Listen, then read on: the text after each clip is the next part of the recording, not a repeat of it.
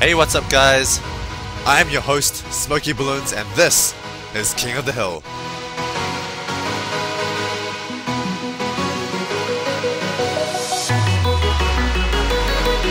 Okay, we're here in game number 1 between Empror1, holy cow, and Anacondaz. Oh, that was fast. So I think Empror1 had something like 700 wins, 80 losses for a ratio of 9-1. Holy cow. And Anacondaz, of course, about a 3-to-1 win ratio, about 600 to 200. But yeah, let's just get right into this game, guys. Both guys going for farms, and Anacondaz he says he loves farms. So this is actually quite a new development, I think, in Anacondaz gameplay. He never used to use farms. I think he used to use bomb tower tech shooter on this map, but now he's showing farms. So this is way different from how he used to play, and this is really cool.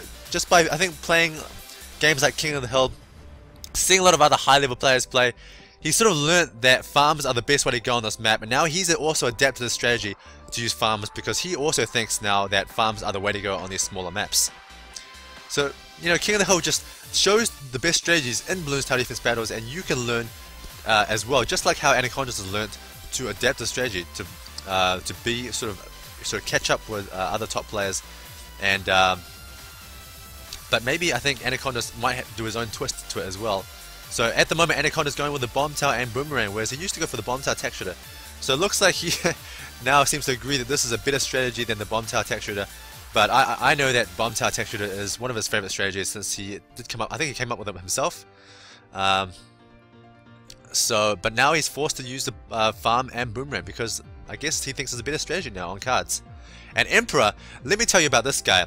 He is actually a super old timer. He was probably playing during the beta of Bloons TD Battles, and he was one of the best players in those early days of Bloons TD Battles. And Bloons TD Battles has actually gone through quite a few patches where they've patched the economy, they've patched the towers, they've patched the power of various towers, and just a lot of changes. And so Emperor has sort of come back into the game. I think he stopped playing for quite a few months, maybe 3 months at least. And now he's come back, and so his win-loss record, while it's very impressive, he's obviously a very smart guy. He probably still doesn't have very much experience with how the games are playing now, and so it'll be really interesting to see how this old-timer of Bloons TD Battles does against. I mean, Anacondaz is quite an old-timer himself, to be honest. I think he was around from the very beginning, but he's been continuing to play all these months, whereas Empror1 has not been. And so it's actually really hard for me to pick who's a favorite in this game. I think I'm probably still going to have to go with Empror1 just because he just has so much experience on his belt and just so many wins. And both are going for farms, so definitely they're very equal so far, going for exactly the same amount of farm economy. Although I don't like the fact that they're going for 1-0 farms. I think I prefer 2-0 farms. I think they're a little bit better at farm economy than the 1-0 farms. But not a big difference either way. Alright guys, so they need to get their round 8 defense up for Rigo Bloons. It looks like Emperor is not going to get any defense up, so Anacondaz should try and exploit this. He's going to go for a Rigo Black Rush to exploit this. And the Rigo and the Yellow. So Anacondaz does this very well. He goes for the Rigo Blacks and the Yellow Rush, and that overwhelms that 2-3 boomerang. And that's actually a really strong rush, guys. You should definitely learn that from Anacondaz. Anacondaz is so good at attacking. That's like his forte, is attacking. He knows like how to mix balloons really well for attacks, and so definitely pick up those skills from Anacondaz from these videos. That was really cool. A Rigo Black and Yellow combination. So that's much cheaper attack than a pure Rigo Yellow Rush, and it's probably just as effective, if not even more effective. Alright guys, we're getting to round 12. Farm vs farm is so interesting. Is they're going to do a huge Rainbow Rush on round 12. Sorry, round 13. Round 12 is the camo round. Both of them have their mortars up, so they should be perfectly fine versus the camos. But oh my gosh, this is such an exciting game because we get to see Anacondaz again. I love watching Anacondaz play, and also Empror1, a blast from the past. Nobody's sending any rushes on round 13, so no Rainbow Rushes. I guess both these guys think that their opponents are good enough to defend against the Rainbow Rush, which is, I think, is definitely true. You only need to sell 2 or 3 farms to defend against the Rainbow Rush. Oh, never mind. Here comes the Rainbow Rush. Is Anacondaz going to do anything to adjust? It looks like he might not even have to. Wow, that was such such high level play from both sides. So Empror1 tried to bluff right then. He tried to do a bluff of the Rainbow Rush, trying to force Anacondaz to sell some farms and overreact. But then Anacondaz reacted perfectly by not selling his farms and realizing that his defense was just enough to hold against that Rainbow Rush. And so now Anacondaz is in the lead in so many ways. He's probably in the lead, he's about the same in defense, but he's in the lead in economy, and he's in the lead in lives. So Anacondaz taking a commanding lead in this game, but can he convert that lead into a win? Emperor showing very, very high skill in farms, and I'm not surprised. Back in the old days, farm economy was actually a lot more prevalent, because back in the old days the rounds were a bit shorter, I believe. And so that means that the Bloons economy wasn't actually that good compared to the farm economy. And so before, even on the big maps, it was quite common to see farm economy. And that's why Emperor is still pretty good on these small maps, because he's just already quite accustomed to using farms. But on some of the bigger maps, he might not be so used to it. And especially with the King of the Hill no lives lost rule. There's quite a few ways that these guys who used to be very good at the game just haven't quite figured out how to play King of the Hill yet. But having said that, Emperor is a very, very good player, and I wouldn't be surprised if he takes down Anacondaz as well. Anacondaz also told me to mention that in a previous tournament or something that these two guys faced off and Emperor beat him. So this is kind of a revenge for Anacondaz if he can win as well. Alright, so Anacondaz is getting a lot of boomerang monkeys, getting a lot of towers, a lot of weak towers, interestingly. So he's going to get ready to basically sell all of his farms and upgrade his towers for a super good defense if he needs to. And in the meantime, just getting those Moa Maulers up, and Emperor as well with his Moa Maulers. Okay, so Anacondaz is going for a BFB rush. He sold 2 farms for this rush. He hasn't sold all of his farms, he just sold 2. And Emperor sold all of his farms to defend this, I believe. Yeah, he's putting all of his money into defense. I'm surprised he hasn't got more defense than this. I definitely think he can afford more defense than this. But I guess he thinks that this is enough defense, and I think it is as well. With those 2 4-0 bombs, it should be plenty enough defense against those BFBs. And yeah, there it is. So he completely stopped that attack. And now what's Anacondaz going to do? Anacondaz sells another 2 farms for another regrow BFB rush. And he sells all of his farms, so he's going all out now. He's going to go all in on this last attack. I don't think he's going to put any money to defense. He's going to, oh, let's see here. So far he's only sent 1 BFB, so he's still saving money up. He hasn't gone all out for the attack yet. But this, oh, this might get through, guys. This is going to be so close. Oh, I think I see some ceramics go through. And there it is, GG. Emperor just not quite enough defense there. And Anacondaz takes the win with that BFB rush, the regrow BFB. And really close series, guys. Very, very good farm playing by both sides. And Anacondaz goes up a quick 1-0. Let's go to game 2. Alright, we're here in game number 2. And Emperor has chosen Rally as the second map. So, quite a bit larger map than the previous map. I wonder if they're both going to go farms again. Kind of curious about that, because I would think that this map is way too big to go farms. But if Emperor is used to going farms, then maybe he'll just stick to what he's used to. No, it doesn't look like it. Both these guys have their towers down and they're upgrading them. So it's pretty unlikely for them to go farms now, because usually if you go farms straight away to get that little bit more economy. So we're going to see the boomerang versus the bomb tower strategy. Anacondaz going probably go for bomb tower tech shooter again, just because yeah, I guess he just really loves that strategy for this map. But let's see if he can make his strategy go no lives lost this time, because it's really, really important on this map to go no lives lost. And I'm quite very curious about Emperor's boomerang position as well. It's quite different from most other players, but let's see how it works out for him as well.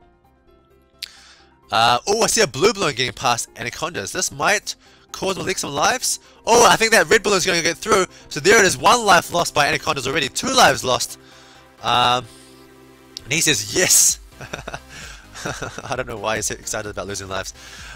But yeah, now Emperor with, I would say, a very commanding lead if he knows how to go no lives lost. But I'm a little bit worried that he hasn't really been accustomed to the no lives lost sort of tempo of the King of the Hill games. Now, I just want to say, oh, Emperor lost 1 life there. I didn't see how that happened, but he lost 1 life there. I really want to say thanks to all these guys who are coming to participate in King of the Hill. I mean, we've seen so many high-level players coming to participate. I mean, not to mention Speedo himself.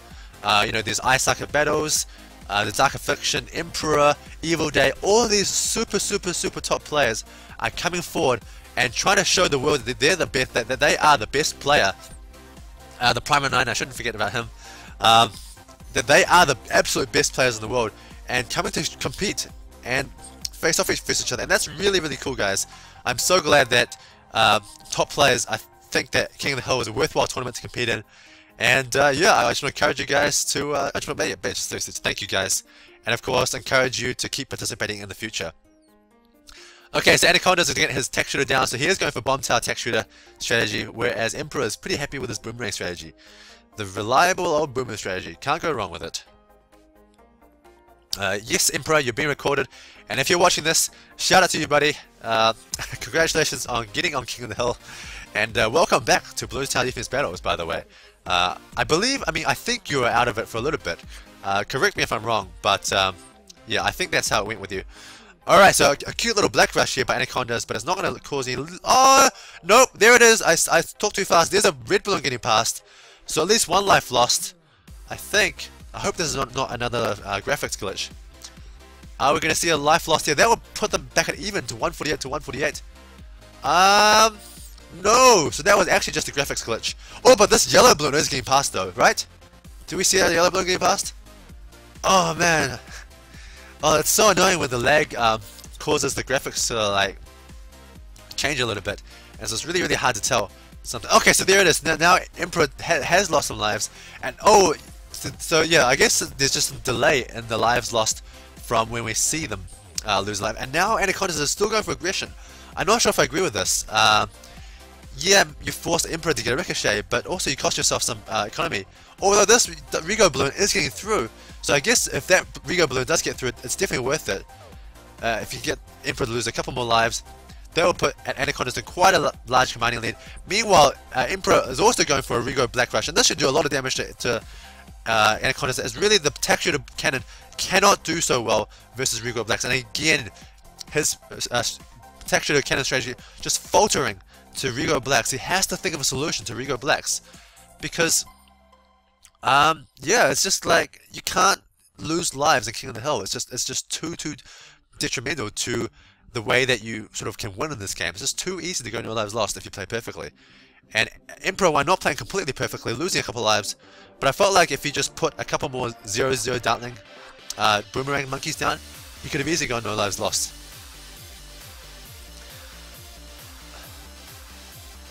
And Anacondaz thinks that it's lag that's causing him to leak some lives. This could be true. It's really hard to tell sometimes if it's lag causing balloons to leak through, or if it's just normal gameplay. But I have heard that Anacondaz is probably going to get a new computer quite soon, so that'll be really good for him, both for King of the Hill and his normal channel. By the way, guys, if you don't know, Anacondaz does have his own channel. It's a very popular Bloons TD Battles channel. It's called Aliens Rock 50. So if you like his gameplay, go check that out. And oh, so a little camo pink rush and a rainbow rush here. And is that going to cause Anacondaz losing more lives? Whoa, way more lives lost. Whoa. Does this just kill Anacondaz? Whoa, he completely did not react in time for that. Wow, that was really surprising, guys, because that was just a tiny rainbow rush, I think. I don't think that was a big rainbow rush at all. But I think it was a combination of lag and not reacting fast enough that caused so many Rigo balloons to go through. And that's it, guys. GG right there. Emperor tying up the series 1-1. This is going to be a really close series, I feel like, guys. I think both of these guys are sort of quite evenly matched in their own way. You know, Emperor with his wealth of experience, but Anacondaz, having played so much more King of the Hill games, probably more adept at the particularities of King of the Hill as opposed to regular Bloons TD Battles quick matches. Alright, guys, let's go to game 3. Alright, we're here in game number 3, and oh my god, it's the new map. So I believe this is called Desert Pyramid or something, I think. Sorry guys, I don't even know the name of this map. I haven't had much opportunity to play on it. And so this map, oh my god, I'm so curious. And oh my god, Anacondaz is going farm on the new map. Oh my god, and Emperor is going to stick with his tried and true boomerang strategy. And it's a very interesting boomerang spot. Looks like it's a pretty good spot. You can just put that boomerang on last, and it should be able to hit most of the balloons from both sides. And Emperor seems to understand that lives are really, really precious in King of the Hill. But having said that, usually when you go farms, you don't really care about lives because you're always looking to kill your opponent with a farm. I've actually never seen a farm player ever go late game. So anytime someone uses farms, they're always going to do it for the farm rush. And it might be the run 15 farm rush, it might be the run 20 farm rush, but I've literally never seen a person just go farm economy for the sake of farm economy. It doesn't seem like farm economy is very good in the late game. So everyone that uses farms just use it for a big rush, because you can get the economy from farms that equal or may even be more than the regular Bloons economy. And on top of that, you can sell your farms to get even more money. So that's why it's so good for rushing. You can literally double the power of your rush by using farms. Alright, so Anacondaz looks like he's going to go for the bomb tower tech shooter again. So he thinks that bomb tower tech shooter has been on this map, and he's doing it in conjunction with farms, which is really, really cool. And of course, Emperor is going to go with the tried and true boomerang strategy.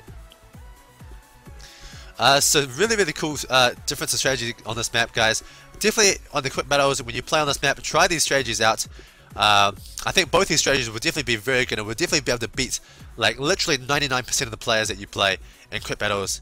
I think if you don't run into anybody that you recognize from King of the Hill, you're probably just going to beat them. I really think most of the good players now in Bloons Tower Defense Battles have come forward and wanted to compete in King of the Hill to show that they are the best, potentially, and to show that they are at least Nobleman status worthy, if not King worthy. Only a couple more players I think that I can think of, like Ego Goyo. Cerulean needs to retry for King of the Hill. He lost to Ryan last time with the ice stalling, but now without ice stalling, I think Cerulean has a really, really good chance to get Nobleman status as well, if not King status. And yeah, but at the same time, you know, these knights, the Primo 9. Oh, by the way, guys, if you don't know, the Primo 9 was recently promoted to a knight as well. So now there's 3 knights: Ryan, Zoo, Anacondaz, and the Primo 9. But these knights, as they play more and more challenges, they're going to get better and better all the time. So actually, as the time gets past, knights are going to be harder and harder to beat. Something to realize, guys. So definitely challenge a knight as soon as you can to give yourself the maximum chance of beating them.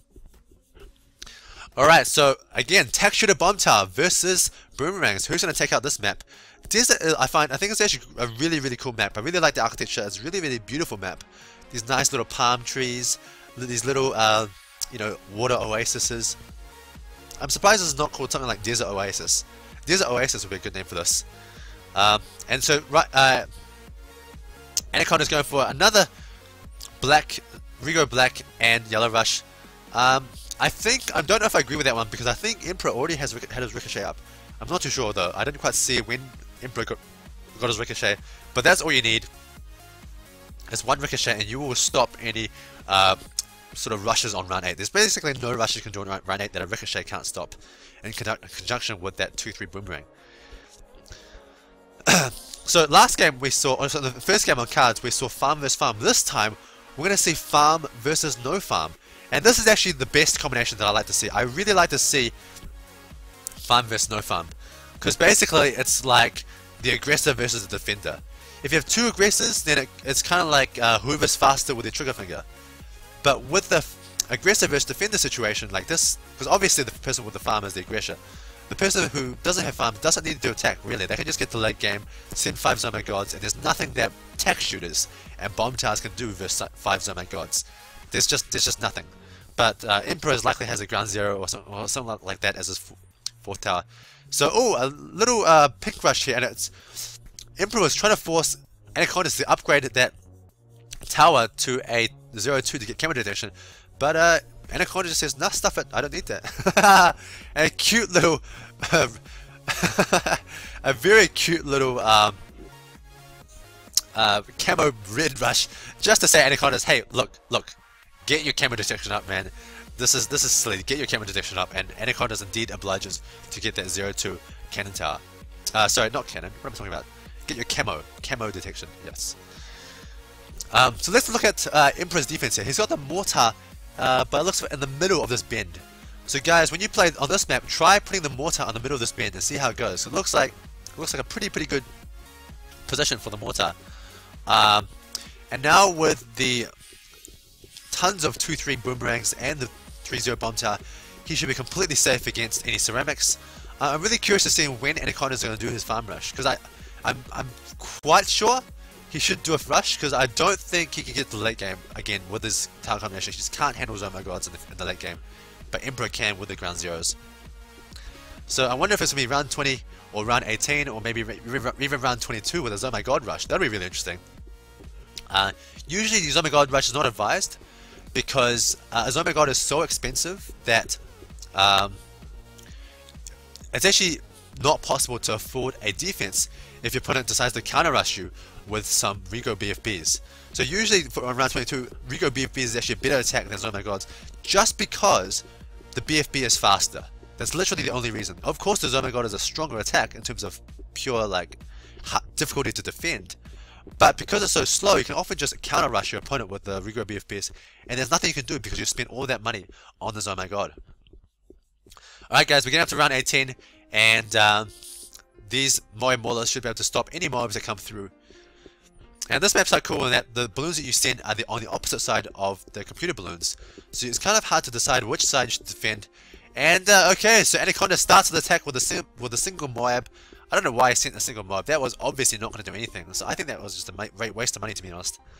3 Moab Maulers should always be enough to defeat a single Moab. Maybe he was trying to get Emperor to over... Oh, I know! I think I know what he's trying to do.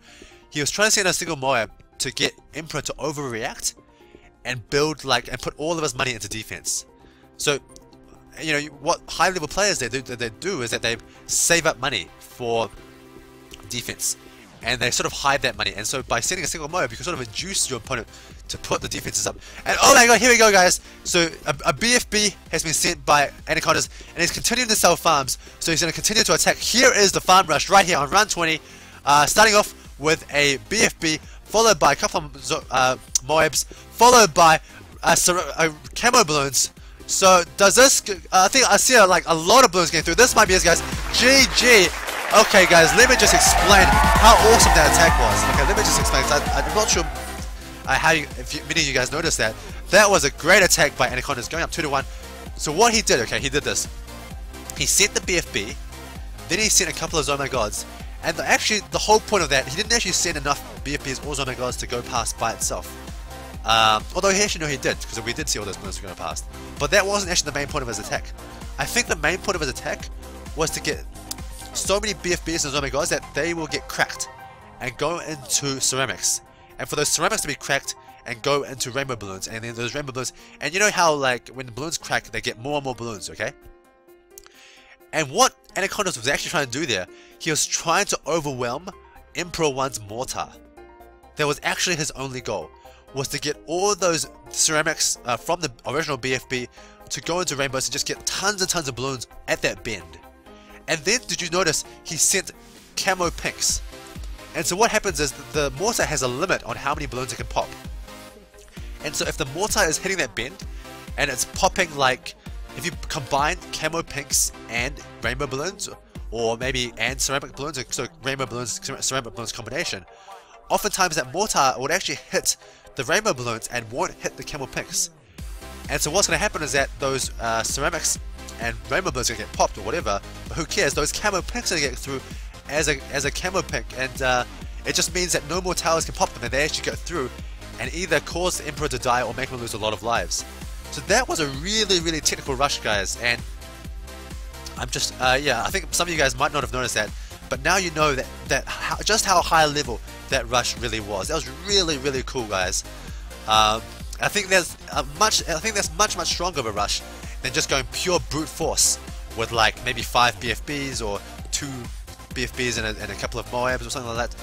No, that was actually a really good rush, and he was exploiting the fact that Empror1 only had 1 mortar. Really cool guys, and I think, did you see, if you go back and watch, Anacondaz timed that so perfectly. He timed the BFB, he timed the Moabs, and he timed the Rigo pinks so perfectly so that those camo pinks will get through. Now, in this situation, actually, Empror1 didn't have enough defense anyway. We saw a lot of other rainbow balloons and ceramics get through, but nevertheless, the attack was really awesome. And these are sort of high-level attacks that you can learn from such great players as Anacondaz. Okay guys, that little rant was over. Let's go to game 4 to see if Emperor can come back in the series. Okay, we're here in game number 4, and Empror1 has chosen Park as the 4th map. I really can't get over how cool of an attack that was in the previous game. I think I've decided now that Anacondaz is an attacking player. I think he's definitely showing that in the games that he plays. He loves to attack, and because he's always trying different attacks and always experimenting with different attacks, he's just got like built up this really great repertoire of attacks that he knows.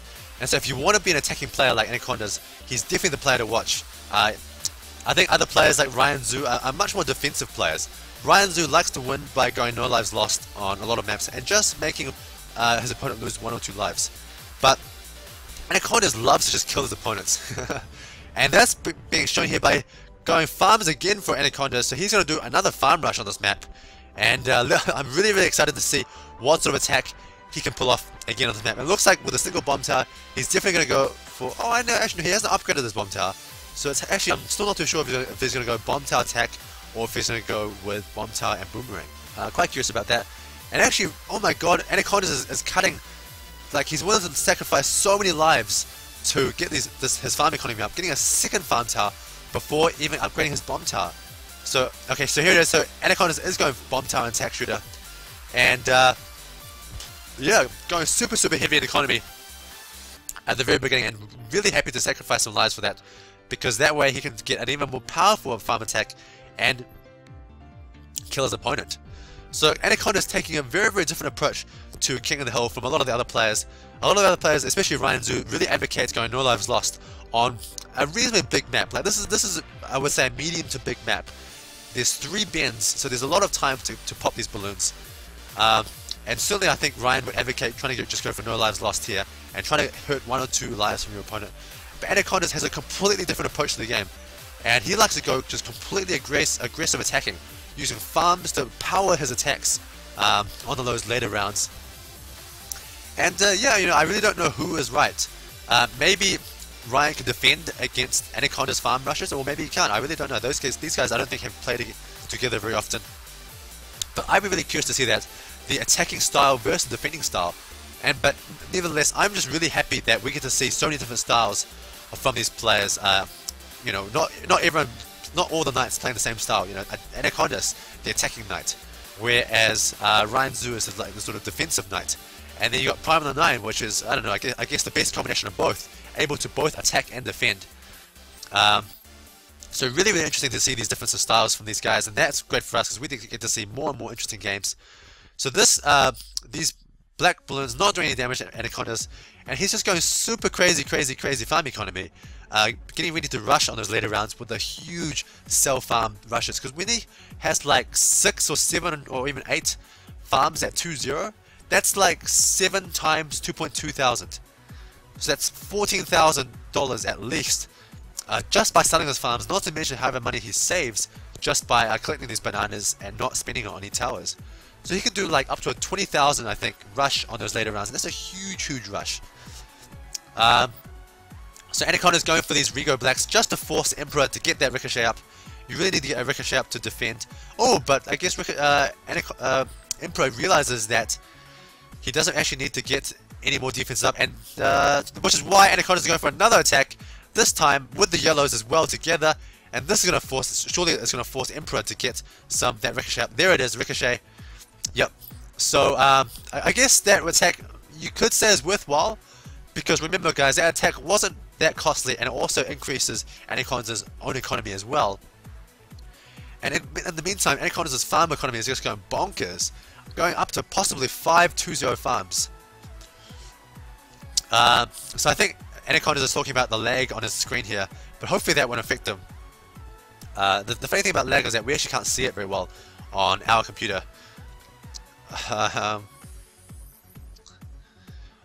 But anyway, so round 10 is coming up. Time to get some camera detection. And oh, okay, I think this is whoa, some laggy lag there. So that was definitely Anacondaz lagging quite a bit.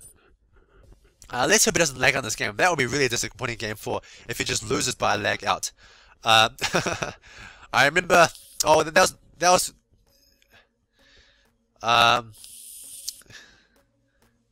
Whoa, that was really bad. So Emperor almost lost the connection to the server. So it looks like maybe the Ninja Kiwi server is a little bit unstable at the moment. I'm not really too sure.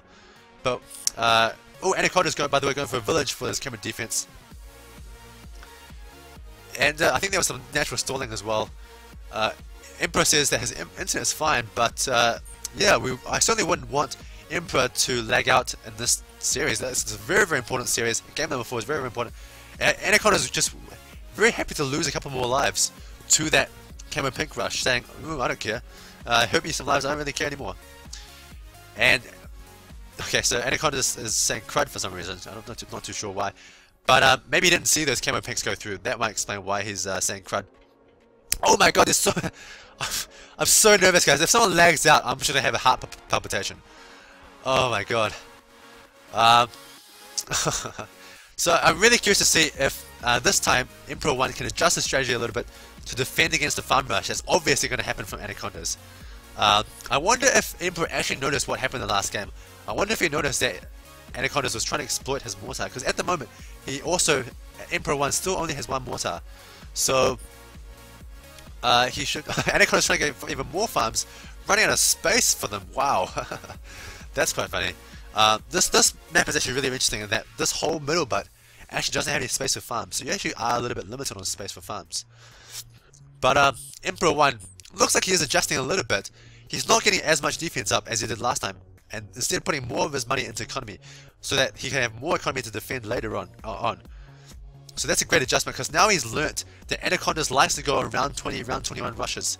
And so if Anacondaz isn't going to go for those round 13 rushes and round 15 rushes, then you can just get more and more economy on those rounds and not get as much defense up. But in the meantime, you can get these 0-0 bomb towers just to sort of scare your opponent, just to make your opponent uncertain. Hey, does he have money saved up? And he can upgrade those bomb towers immediately if he wants to. So just then, did you see that? He actually did have the money saved up. He upgraded those 2 bomb towers into more ballers instantly. So he actually had quite a bit of money saved up. But what you can do is that you can actually just put these 0-0 bomb towers down and not upgrade them, and actually you can just like fake your opponent out and sort of bluff, try to bluff them, showing that you do have, whoa, a second village by Anacondaz. Just sort of bluff them, like what Anacondaz is doing now. Like for example, we don't know if Anacondaz actually has enough money to get the more ballers up or not, and neither does Empror1. And so it's kind of up to Empror1 to judge if Anacondaz does have enough money. It's just really, really hard to judge something like this, because it's really, really hard to know your opponent's economy. And here we go, guys. Whoa! I just saw him sell like all of his farms, and I thought that he was going to go for a huge rush. And Empror1 says, "You scared me." So yeah, certainly all of us were scared, thinking that Anacondaz was going for another huge rush. I don't know why. Oh, I see why. So he got that village up to making that farm tower. So the farm tower into a 4-2, like much cheaper. So you actually save money if you do it this way, because that village saves, I think, 10% or 20% of whatever it was, and you actually get that 4-2 farm tower much quicker. So this is really interesting, because this indicates to me that Anacondaz is going late game. Why would you get this 4-2 farm tower if you're not going late game? Otherwise, see, now that if Anacondaz wants to sell his farm, he only has 1 farm tower to sell. So he's basically only like going to go all in if he ever sells. Excuse me, if he ever sells his farm tower. And oh, so Anacondaz starting off with a BFB attack here. He's gonna probably, I'm guessing he's gonna try to do the same thing and overwhelm Emperor's mortars. So here it is, the camo ceramics with the regular ceramics at the same time. See, there it is. I see it. There it is. They're right there. 1 camo ceramic getting through. Boom! And that caused Emperor to lose tons of lives. If he did it one more time, I think I won the game. So that's such a good attack, guys. Getting the... Oh my god, no! This is the worst time! Oh my god, don't... No! Oh my god, I think Emperor's gonna drop the game. Oh my god, this is terrible news for Emperor. If he drops here, he does technically lose, because there's really... King of the Hill does not give any excuses for disconnecting. Otherwise, for example, if Emperor was... Oh, no, obviously Emperor's a good player and a really fair person. But if someone else wanted to cheat, they could just say, oh, okay, I'm down on lives, I'm down in economy, I'm about to lose, let me just disconnect my internet.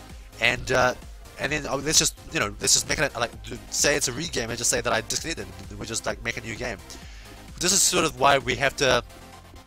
King of the Hill has to say, sorry, disconnects are not a draw or a regame, they are definitely a loss for yourself, just so that players can't exploit that obvious flaw in the system if we allow disconnects to be a regame. Oh my god! Oh, Emperor is back! Emperor is back, guys! Oh my god, that was crazy. That was a huge lag timeout, but Emperor is back, guys. I'm so excited. And Anacondaz says, we're back indeed. This is so fantastic. I'm so glad Emperor managed to come back because I really wanted to see the end of this game. I wonder how Anacondaz is going to attack it. So he's probably going to say, oh my god, he just sold his farm. So now this is all in, guys. This is right here. He is going all in. And he's starting off with the 2 BFBs. I think Emperor should use ground zeros to defend this. I don't know why he's not going for flying runs. So I think here it is, I see it. So Anacondaz is going for, again, the camo ceramics. So camo ceramics with the regular ceramics means that if only one ceramic... Oh my god, there's so many balloons, I can't see anything. What is going on? GG! Anacondaz with that awesome ceramic and camo ceramic and BFB attack, timing it out perfectly to exploit, again, Empror1's mortar. Such a good attack. Such a high level attack. You know, oftentimes you see you have like, let's say you have like 10 mine maulers and you have, 5 4-2 bomb towers. You're like, oh my god, what is this dumbass BFB attack? Of course I can defend this. And yes, this is true, you can pop the BFBs and defend the regular balloons, no problem. But that actually wasn't the point of Anacondaz's attack, because his whole point of the attack was to get those camo ceramics past and destroy Empror1 with those, by exploiting his mortar. Such good attacks, guys. So definitely go to quick battles and try this attack by Anacondaz. This looks really strong. I think 95%, maybe 99% of your opponents on quick battles just won't be aware of this attack and won't know how to defend against it, because you really have to upgrade your mortar to a 2-4 or get a second mortar up to defend. And especially with those camo ceramics, they're actually really hard to see and they're really hard to tell that they are actually camo as opposed to regular. So such a cool attack there, and that allows Anacondaz to win versus Empror1 3-1. So Anacondaz is doing very well to defend the king spot, taking his knight duties obviously very seriously. Very well done to Anacondaz. Congratulations. And Empror1, hard luck there. A very impressive showing by Empror1. But I guess just that long break by him having not played for a couple of months means it's going to take a bit of time for him to train back up to a high enough level to challenge the knights again. Thanks for watching, guys.